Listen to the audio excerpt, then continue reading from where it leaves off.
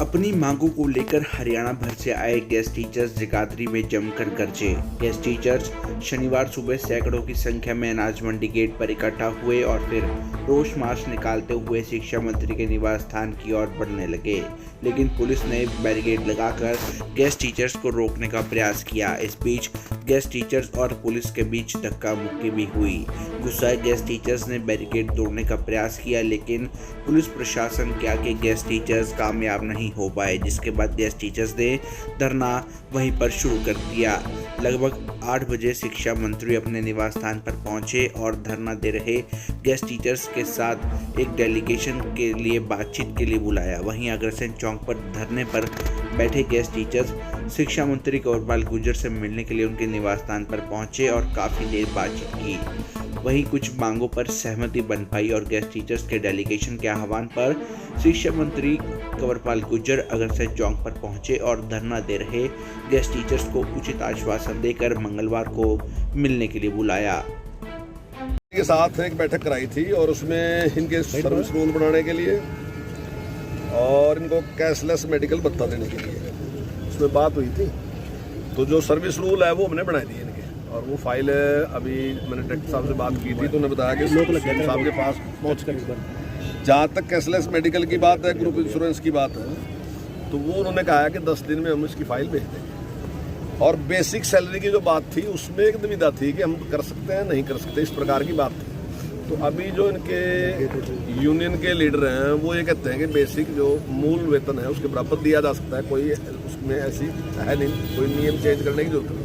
लेकिन जो अधिकारी हैं वो नियम चेंज करने की बात है। तो मैंने मंगलवार को इनको बुलाया, अगर नियम चेंज करने की जरूरत नहीं है वहाँ तक हम कर सकते हैं तो हमारा प्रयास रहेगा कि हम करेंगे। लेकिन शिक्षा मंत्री के आश्वासन के बाद भी गेस्ट टीचर्स ने अपना धरना समाप्त नहीं किया और वहीं पर सड़क के ऊपर धरना चालू रखने की बात कही।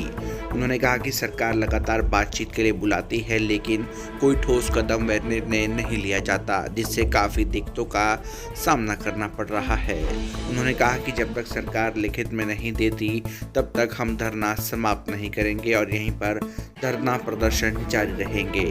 आश्वासन तो सर भाजपा सरकार शुरू से हमें देती आ रही है। यहाँ तो मुख्यमंत्री जी हो चाहे शिक्षा मंत्री जी हैं वो कह देते हैं कि हो जाएगा, लेकिन अधिकारियों के पास जाते हैं तो हमारी कोई बात नहीं सुनी जाती। और एक टेबल टॉक और एक पब्लिक के सामने हम माननीय शिक्षा मंत्री जी को इसलिए लेके आए थे कि जी हम जो बोल आपके सामने हो रहे हैं हम 10-15 जो लॉबी है हमारी वो ही जानती है। आम पब्लिक जो 14,000 परिवार बैठा है उनको जवाब हमें देना पड़ता है, वो हम पे विश्वास नहीं करते।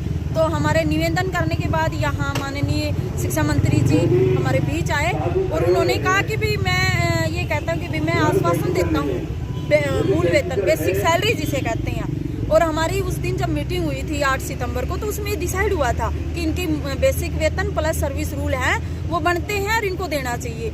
लेकिन अब यहाँ आने के बाद उनका कि भी यहाँ कैशलेस रहिए सर, वहाँ जाते हैं शिक्षा सदन में मीटिंगों पे मीटिंग होती है, अधिकारी कुछ नहीं करते सर। 30 अक्टूबर को लगाई हमने, नवंबर, दिवाली सब कुछ हमने वेट किया, दिसंबर न्यू ईयर आ गया लेकिन कोई काम नहीं होता।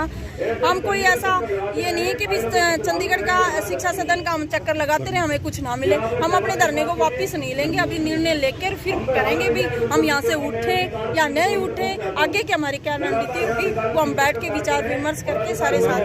अभी धरना समाप्त नहीं कर रहे हैं यहाँ से? ना जी बिल्कुल नहीं करेंगे।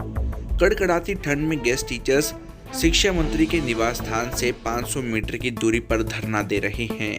गेस्ट टीचर्स ने सड़क पर ही रात गुजारने का निर्णय लिया है, तो वहीं पर गद्दे और कंबल मंगवाकर खुले आसमान के नीचे सोने पर मजबूर हैं। अब देखना होगा कि गेस्ट टीचर्स का ये संघर्ष कितना सफल हो पाता है। हरियाणा की हर अपडेट के लिए बेल आइकन दबाएं और सब्सक्राइब करें सिटी लाइव हरियाणा। फेसबुक पर भी हरियाणा की हर अपडेट के लिए सिटी लाइव हरियाणा पेज को लाइक करें।